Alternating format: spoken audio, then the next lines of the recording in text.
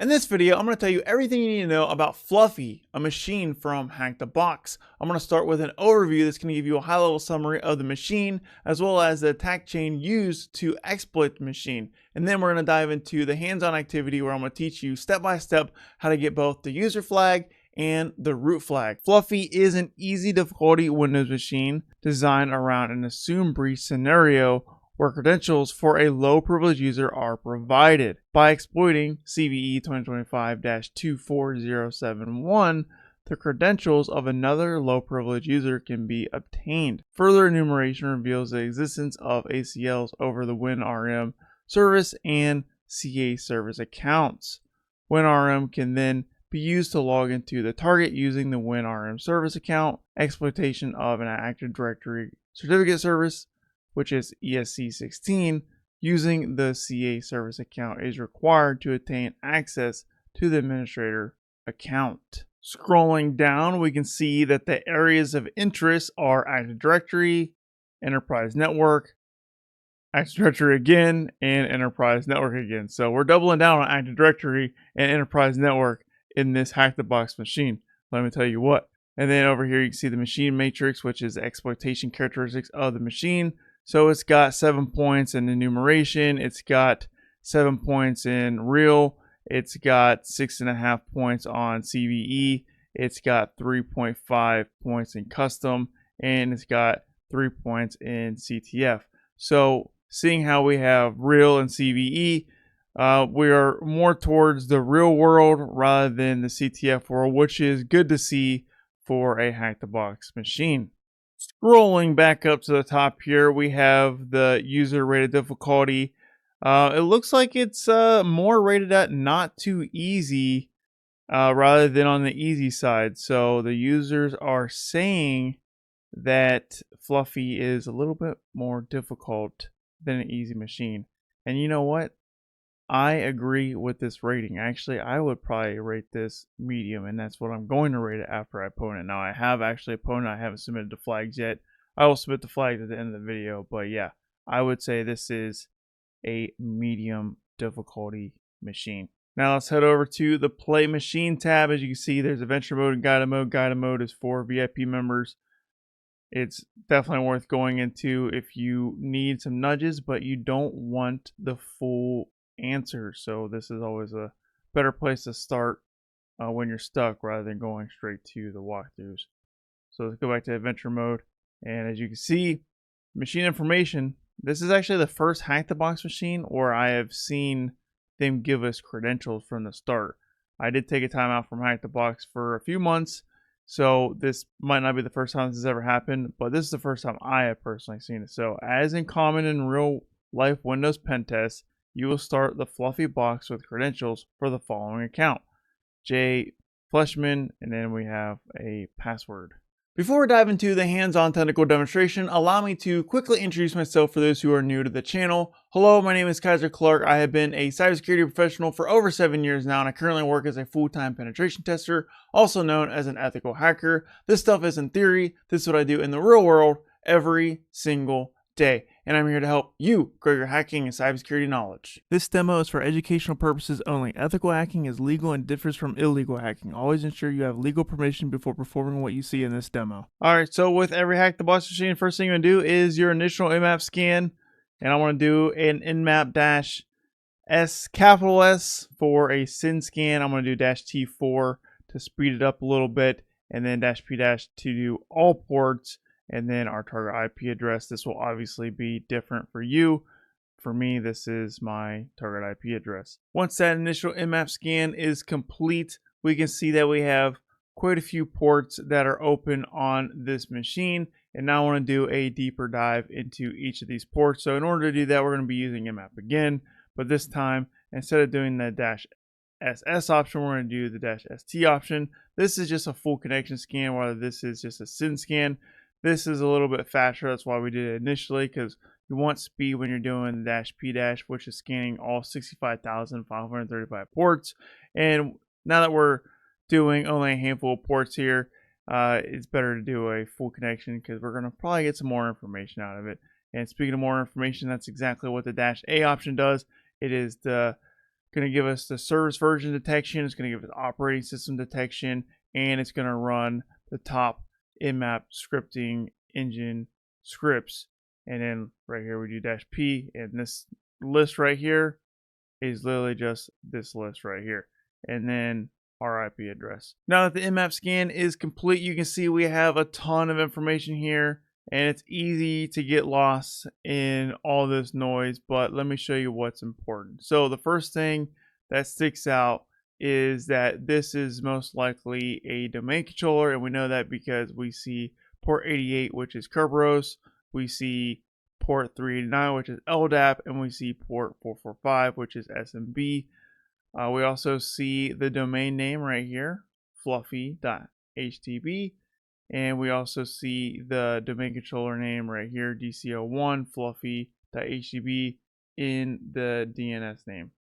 Knowing the domain name and the domain controller machine name, we should probably add those to our etc host file. So we're going to do a mousepad/etc host, and we're going to add a line on the top here. It's going to be our IP address, not our IP address, it's going to be the target IP address, and then fluffy.htb, and then dc01.htb, and then I'm going to line this up, make it nice and neat. Click save on this, click exit. Since we know that SMB is open on the machine, we definitely want to check that. There's a lot of vulnerabilities in SMB, especially in CTF type boxes.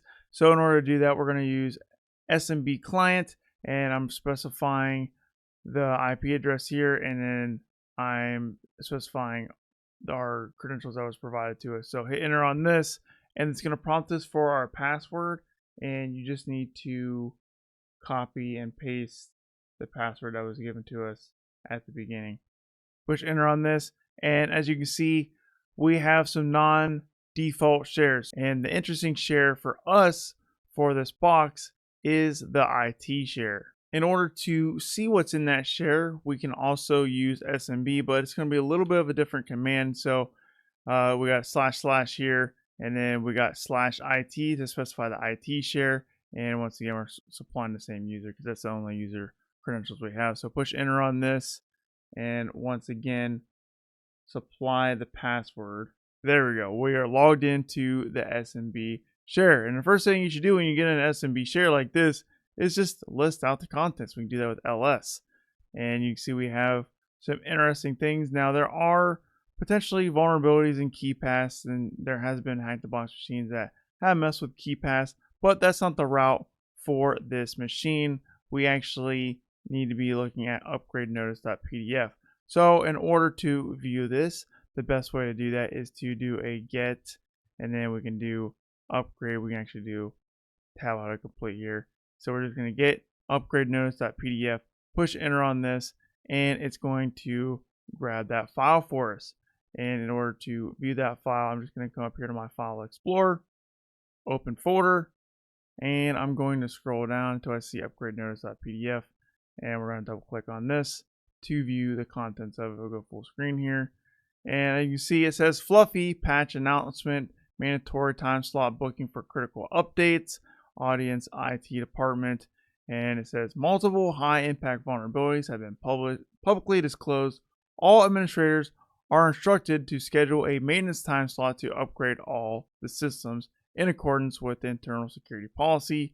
Updates must be completed within a defined change window to reduce the risk of exploitation and maintain compliance with patching requirements. It says update process here, and it gives directions to the administrators, but really what we're interested in here is the recent vulnerabilities. And you see we have a list of vulnerabilities that we can potentially exploit, and two of these are actually critical, and the one that we're interested in is CVE 2025-24071. And according to the NS Focus blog, we can see that recently NS Focus CERT detected that Microsoft released a security announcement and fixed the spoofing vulnerability of Windows File Explorer CVE 2025-24071 with a CVSS score of 7.5 due to the implicit trust and automatic file parsing behavior of .library MS files by Microsoft Explorer unauthenticated attackers can save files by constructing rar/zip with an embedded malicious SMB path.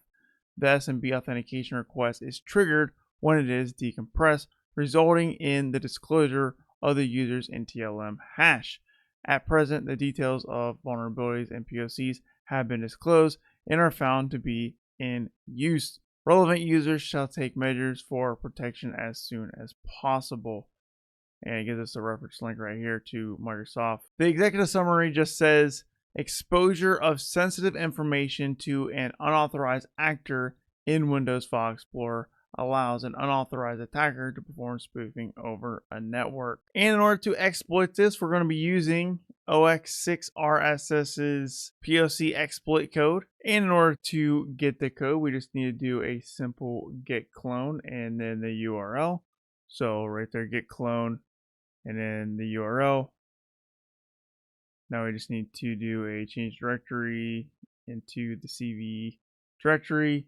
And then to run the exploit, we just need to do a Python 3 and then poc.py. And in a file name, it doesn't matter what you call it. I'm just going to call it Kyser Clark. Enter the IP.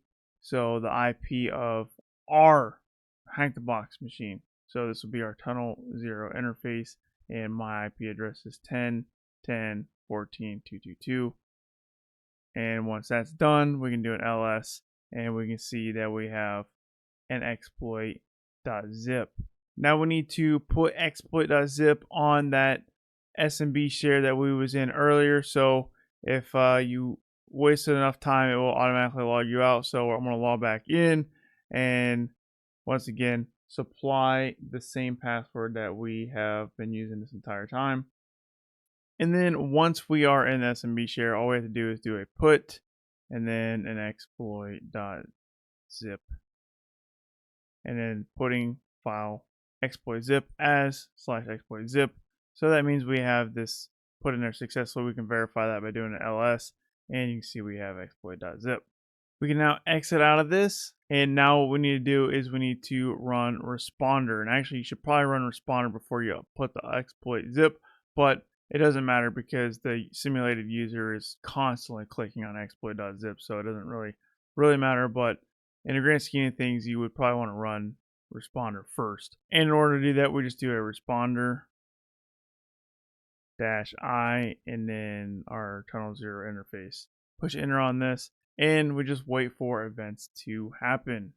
And with enough time, the simulated user will click on exploit zip, and when that happens, we capture their NTLM v2 hash. As you can see, we have the NTLM v2 hash of the P user. So what we're going to do now is we're going to copy this entire hash. We can actually close out a responder here. I'm going to go change directory back to the home directory here, and I'm just going to do a nano hash.txt. And I want to paste that hash into a file and save it. Now that we have the hash, we can actually attempt to crack it, and that's exactly what we're going to be doing with hashcat. So let me paste the command here. So we have hashcat. The mode is 5600. That's the mode that you would use for NTLM v2 hashes. We specify the hash with hash.txt, and I'm using the renowned rock.u.txt. But before we run the command, we actually need to unzip rock.u.txt. We can do this by going to our file explorer and then going into /user/share/wordless. And if we just right click on rocku.gz and hit extract here, that's probably the easiest way to extract rocku.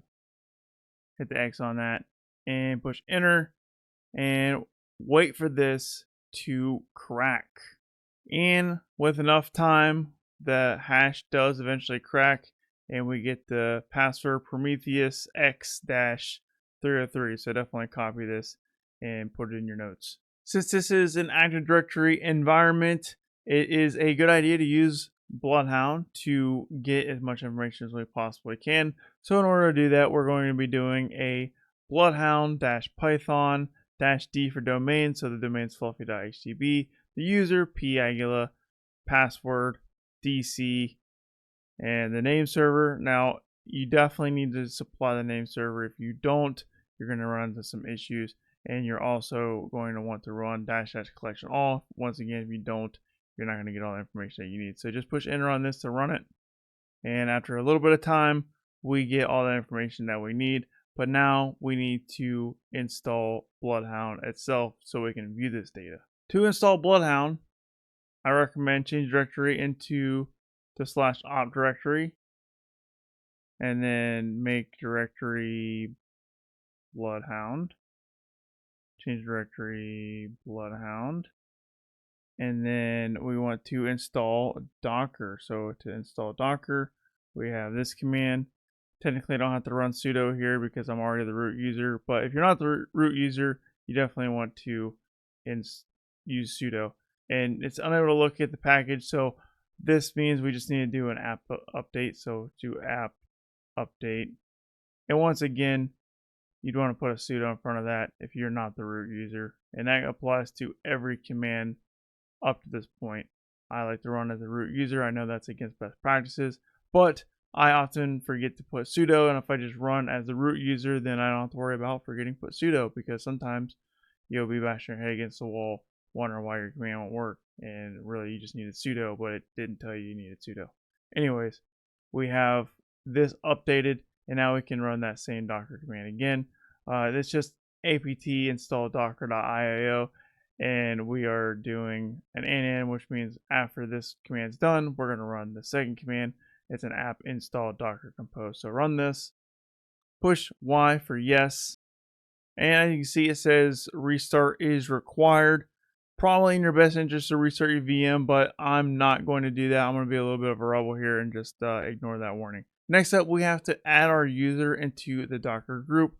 We do this by doing a user mod -a capital G Docker, and then our user variable here. So push enter on this. Next, we actually get to install Bloodhound. So first we got to download the Bloodhound Docker compose file. And to do that, we're just going to do a curl -L http://ghst.ly/get bhce, and then we're going to put this into a file called dockercompose.yaml. Push enter on this. That downloads a file very fast, and now we just want to start Bloodhound by doing a docker compose pull, and then after that docker compose up. Push enter on this, and it's going to build that Docker environment, and it's going to start Bloodhound for us. And then after a few moments, you can see we have initial password set to, and then this random string of characters. You're going to want to copy this into your clipboard, and then what you want to do is open up your web browser, and you just want to navigate to localhost :8080, and that's where Bloodhound by default lives. And we're going to log in with the default username as admin. It's a little bit misleading because it's asking for an email address, but really it's just admin as a default. And then the password is the one that it gave us from our terminal right here. And we're just going to paste that password there. We don't want to save this. As soon as you log in, your account password has expired. So paste that same password here again, and then create a new password, and then hit reset password. And we want to click right here in the middle to ingest our Bloodhound file. So I'm going to go back to my root directory here, and you can see we have all of these JSON files. This is what we got from the Bloodhound Python command we ran earlier. So we're just going to select all of these and hit open, and then hit upload, and then you'll see all files have successfully been uploaded for ingest. We're going to hit close, and then more importantly, we have to come over here and turn dark mode on because we are hackers after all. And just give this a moment because sometimes it takes a minute for Bloodhound to recognize the data is in the system. So we want to come up here and we're going to type in P Aguila because this is the user that we have full control over. And once we click P Aguila, we'll see this here. We can actually right click this and add the own, just to mark it as own. We'll see the skull pop up here. And what we want to do is we want to scroll down and we want to click on outbound object control. Click on this, and it's going to give us the information that we're looking for. So as you can see, we have the Pagula user, who we have full control of, is a member of the service account managers, and service account managers has generic all privileges for the service accounts. And in Active Directory, generic all is a permission that grants full control over an object, meaning that the account with this right can modify any attribute, add or remove members if it's a group, reset passwords, or even change permissions on the object. This setting is dangerous because it effectively gives an attacker domain admin level control over that object. And we can actually enumerate this a little bit more if we click on service accounts here, and we can click on outbound object control on this as well. And we can see that the service accounts group has generic right on the CA service, the WinRM service, and the LDAP service. Now the LDAP service really isn't going to get exploited here, but these two right here, CA and WinRM service, we are definitely going to be exploiting and abusing this. Generic right on WinRM and CA service lets us change authentication related attributes to those accounts. So to abuse this flow, we need to use generic right, which gives us the ability to change the account so that the CA or Kerberos will produce authentication material for it. And to do this, we're going to be using Certify, and Certify pretty much automates the dirty work of making the enrollment happen and extracting the credential blobs, and the end result is a hash we can present to impersonate the service account. But before we use Certify, we need to use Bloody AD to add our user to the service accounts group. So we need to install Bloody AD. To do that, we just type in Bloody AD, and it should ask us to install it. So hit Y to install. Once again, restart is recommended here. I'm going to be a rebel and not do it. And we're going to paste our command here. So we got Bloody AD, the user, so we know our user, password, we know our password, -D for domain, -S host, so this is our target IP address. And we're going to add group member to service accounts, and then we're adding the Pagula user to service accounts. Push enter on this, and you'll see Pagula added to service accounts. Now, Hack the Box has these things called cleanup scripts, and cleanup scripts will actually remove Pagula from service accounts if you take too long, and I might actually have to do it later on in the video. But overall, if you get permission denied from commands here on out, just run the same command again, because most likely the cleanup script will remove Pagula from the service accounts. And the reason why Hack the Box does that is because these machines are intended to be for multiple people to play on the same box, and we want to clean up the box regularly so multiple users can play on the same box. If you have a VIP subscription like I do, you don't have to worry about that. So cleanup scripts actually get really annoying, but you still have to play with it nonetheless. So now we're going to run certify-ad shadow auto username, again Pagula, at the domain fluffy.htb -password. We know our password, -account, and we're going to get the hash of the WinRM service. So push enter on this, and after that gets done, we see we don't have a hash here. And the reason why we don't have a hash is because you see here, got error while trying to request TGT, Kerberos session error, clock skew too great. So the reason why this is happening is because our machine, our attack box clock, isn't synced with our target machine. So we need to find a way to fix that. And this was actually one of the most frustrating parts of this box, and I have found the best way to fix this problem on a routine and regular basis. So in the past, you can run ntp date-s and then fluffy.htb, and that would fix it. But for some reason on this box, it doesn't work. At least it doesn't work immediately in a timely manner. And by the way, ntp date is not installed by default. So if you just run ntp date, it will ask you to install it. Just hit Y to enter to install it. So in order to get the clock synced, we need to use fake time. So that's fake time. Once again, this isn't installed by default, so just run fake time like this, and it'll ask you to install it. Just hit Y and then enter, and then it'll install fake time. Continuing on here, we're going to run that same certify command, but this time we're going to use it with fake time. And the command looks like this. So this is the same exact command as before, but this time we're putting fake time in front of it. So we're running fake time, and then within fake time, we're running an NTP date, and then -Q for query, and then we're querying the DC01 fluffy.htb, and then we're piping that into cut, and then with this right here, it's sorting it for us, and it's formatting the output of NTP date -Q fluffy HTB in a way that works with fake time. So I know this is a little confusing, little complex here, but bear with me.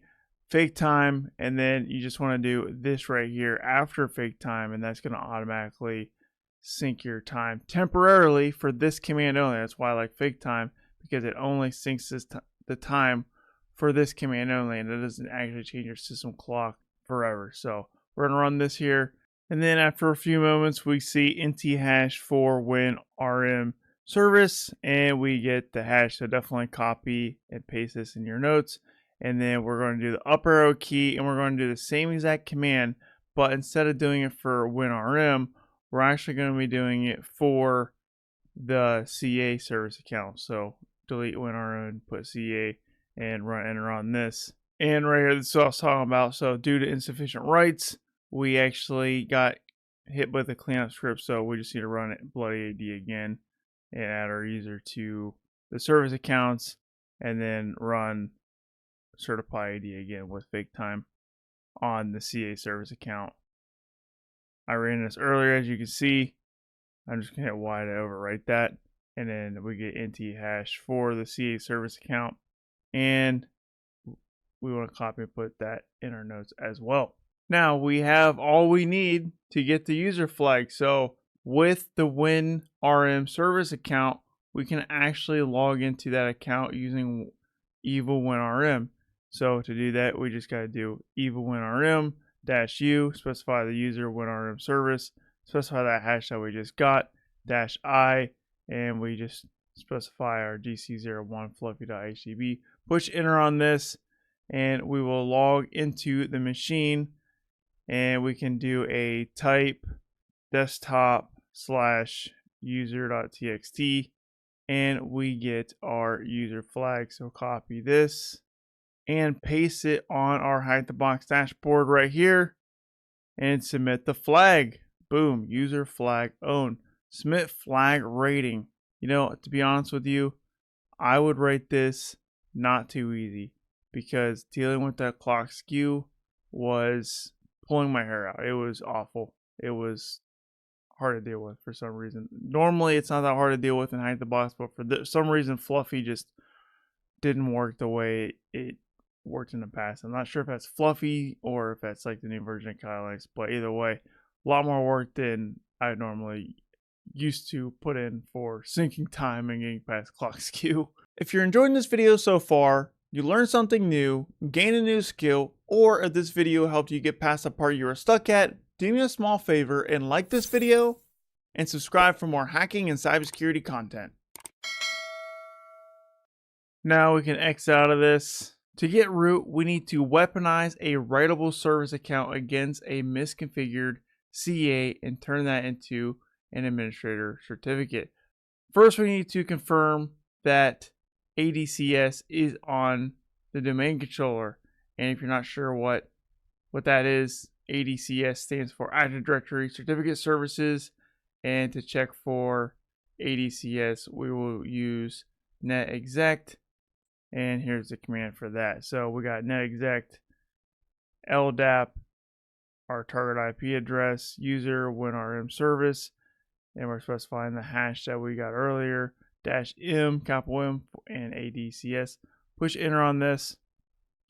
And right here, this confirms that ADCS is enabled on the machine. Once we know that ADCS is on the domain controller, we can check to see if it's exploitable.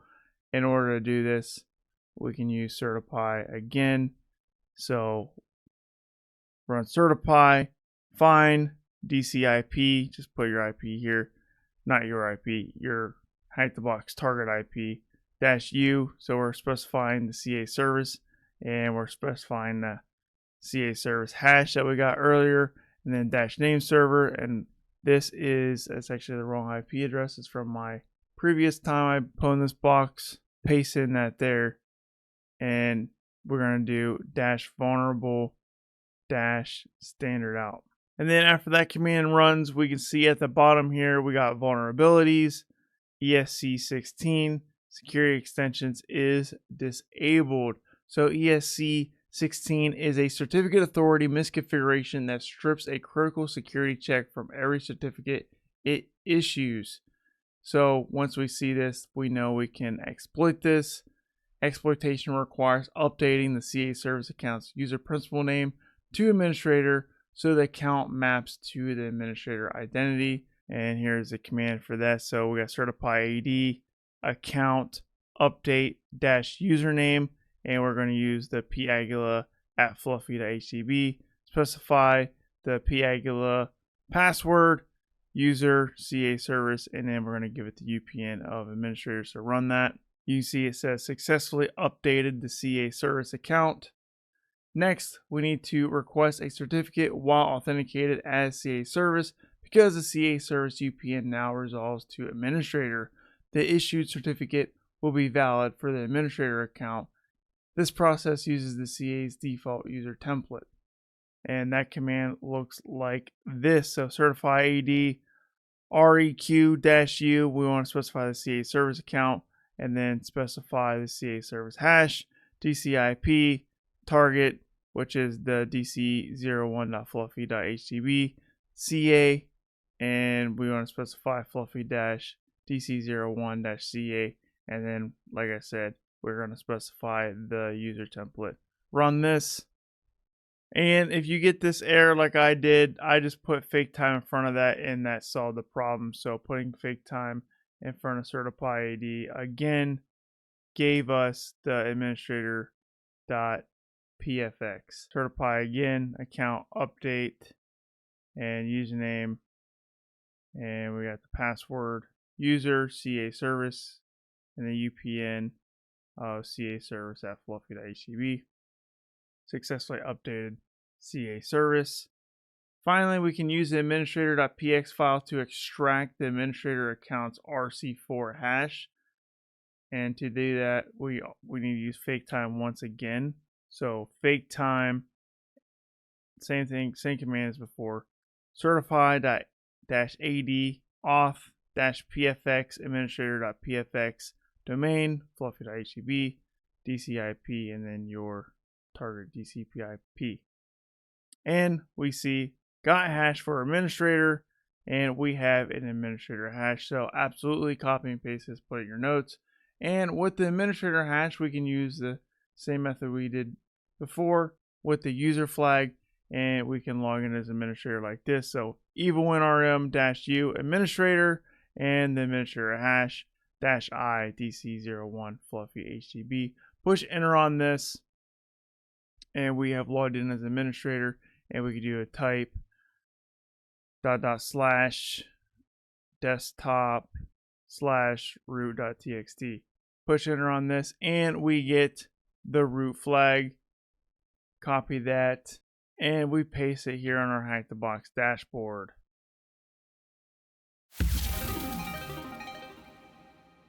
And just like that, Fluffy has been pwned. And if I was to rate the machine rating on this one, I would actually rate this one medium, because understanding the certificate vulnerabilities took me a long time, took me a lot of research, and it was pretty confusing for me at first to really understand what was going on with this vulnerability. So overall, I think this was more of a medium machine, and it took me way longer than I wanted it to. I mean, it is like 4 in the morning for me, and yeah, this took me a long time. So if you struggle with this one, don't feel bad. because I also struggle with this one. So hopefully this video helped you out. If you enjoyed this video and you want to see me pwn more hack the box machines, then you have to check out this playlist right here where I give you walkthroughs on various hack the box machines. I'm adding this playlist very regularly, so click watch now and I'll see you there.